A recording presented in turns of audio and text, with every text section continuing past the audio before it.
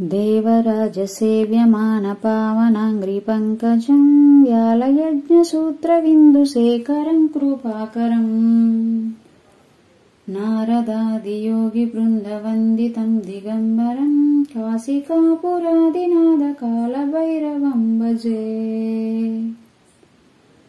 भानुकोटिभास्वरं भवत्तितारकं परं नीलकण्ठमीप्सितार्धदायकं त्रिलोचनम् कालकालमम्बुजाक्षमस्तशून्यमक्षरं काशिकापुरादिनाथकालभैरवं भजे। शूलटङ्कपाशदण्डपाणिमादिकारणं श्यामकायमादिदेवमक्षरं निरामयम् भीमविक्रमं प्रभुं विचित्रताण्डवप्रियं काशिकापुरादिनाथकालभैरवं भजे। भुक्तिमुक्तिदायकं प्रशस्तचारुविग्रहं भक्तवत्सलस्थितं समस्तलोकविग्रहम् निक्विनन्मनोज्ञहेमकिङ्किणं लसत्कटिं काशिकापुरादिनाथकालभैरवं भजे।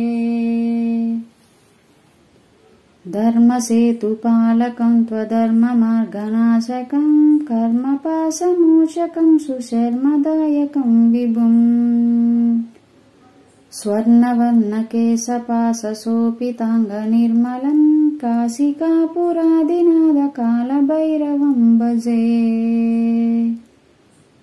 रत्नपादुकप्रभाभिरामपादयुग्मकं नित्यमद्वितीयमिष्टदेवतं निराजनम् मृत्युदर्पनाशनं करालदृष्टिभूषणं काशिकापुरादिनाथकालभैरवं भजे।